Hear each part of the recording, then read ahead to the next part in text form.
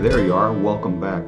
Thanks again for taking time to join me here. This is such an important study. These four foreign women, who would be considered dogs, who would be considered Gentile, no good, disgusting as far as the Jew or the Israeli was concerned, and yet what? We find them in the lineage of Jesus. There's so many beautiful lessons for us to learn today. Let me start by saying this will go probably a little bit longer than the 15 minutes I like to try and keep these videos down to, so I appreciate in advance your patience in that. So let's take a look at where we left off on the lineage. Well, the first name we run into is Tamar. And so she's going to be our study today, Tamar. And we find her study starting in Genesis chapter 38. Genesis chapter 38. And here it goes. It's like this. And it came about at that time that Judah departed from his brothers. Now see, that should be a red flag right away. Two things to notice. First off, it's Judah. The Lion of Judah is Jesus. And we find this seed of disobedience going on in Judah throughout this story up until the very end, where he wakes up and gets a little better. But he departs from his brothers. And you know, that's not a cool thing. Not at all. And he goes to a certain guy who was not an Israeli, and this guy, his name means friend or shepherd in the Septuagint, which is the Hebrew Old Testament that's been brought into Latin. That's what that is. So friend or shepherd. So he makes a friend, and shepherd is a very insidious word because that implies he's getting guidance from a non-Jew, and that's really true. So as we go through our story, we're going to get some character insights into Judah himself. The first one being he left the spiritual practices of his father. He left the church. I'm out of here, man. I'm going to go out here with my good timing buddy, and he and I are going to figure some stuff out. Okay, that was his attitude toward this thing. So there, when he was away, Judah saw the daughter of a certain Canaanite woman, whose name was Shua. Now, what do we know about the Canaanites? Well, it's a very specific direction. You shall not take a wife for my son from the daughters of the Canaanites. And yet here's Judah doing that very thing. So he took her and went into her.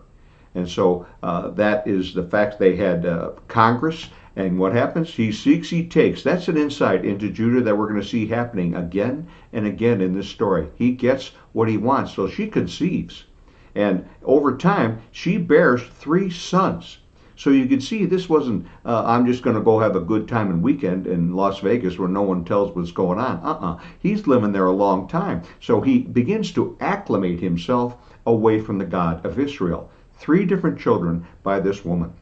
And so Judah took a wife for Er, his firstborn, and here's where Tamar enters the story. Now, she doesn't belong to Israel, and he just takes one for his, and notice this, he sees, he takes again. So the Lord wasn't happy with this firstborn of Judas. He was evil, and so the Lord took his life. Now, be very cautious here. People kind of get upset with that kind of language, but we're seeing it going to happen again, that God's going to kill the second kid here, too. That's a little bit of a breaker for you. But God is not going to tolerate evil in his plan. You and I need not to stand in front of God's plan. We want to accommodate ourselves to the path of Christ. So the Lord took this guy's life, right? And so Judah said to Onan, now that's the second son, and this is one of the things they used to do, go into your brother's wife, perform your duty as brother-in-law, and raise up offspring for your brother. So if the older brother died, the next brother in line would take the first brother's wife and propagate his name, the first brother's name, through the wife. And so that bloodline would continue. But it had some implications, some repercussions that we're going to study right now. So Onan says, I'm not doing that. But why would he do that? Well, he knew that any child born of Tamar and him wouldn't be his own. And that worse, now legally, the inheritance as the firstborn would go from him, Onan, to the child, to his dead brother's child. Well, he wasn't going to do that because the children with his own wife would lose out. So he said, I'm not having any part of that. I'm not taking her. But, you know, that wasn't a good idea. And what he did was wicked in the sight of the Lord, and he put him to death also. Wow, right? So we got these 3 brothers. Tamar's husband was evil. God kills him. And then Tamar's husband who displeased the Lord, the second husband, so God killed him. So we're left with this young one named Shelah.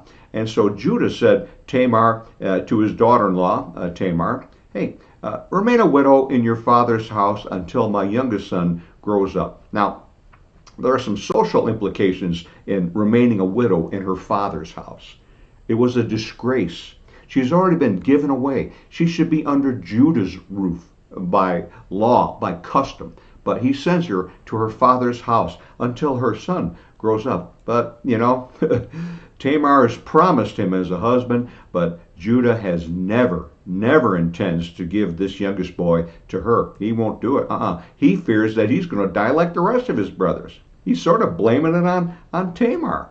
That's crazy. So she went, remained in her father's house. She was obedient, did what was told, submitted to authority, and we have some insights then, There was a stigma of dual widowhood. She was thought like a black widow. I'm going to kill you. And nobody wanted anything to do with her. Her life was basically over as it was. And then secondly here, obedience. She was obedient in leaving Judah's house. She belonged in Judah's house. By right, she should have remained under his roof. But she said, fine, I'll go. So she was pretty cool. And then she had this uncertainty of waiting upon Judah. Now this younger boy is going to grow up. We'll see what happens as the story continues. So in the process of time, Judah's wife died. And it's interesting to note, as a character study, his wife is nameless in the scripture, as is his love for her. It's conspicuous that she's not named, but not really, because Judah didn't love her anyway. Well, she dies, and that's the situation we find now. So what does he do? When he's done mourning, he goes over to his buddy, same freaky buddy of his drinking buddy, and they hang out. He doesn't turn to God. He doesn't turn to God in his grief. He doesn't turn to God in these changing situations. No, he goes to an unbeliever to get himself squared away, right? But Tamar, she's had enough of Judah's treachery, and so she's going to take matters into her own hands. Here's a strong woman here. I've had enough of this guy, so she's going to do some stuff because she knows who she's dealing with. So let's follow the story.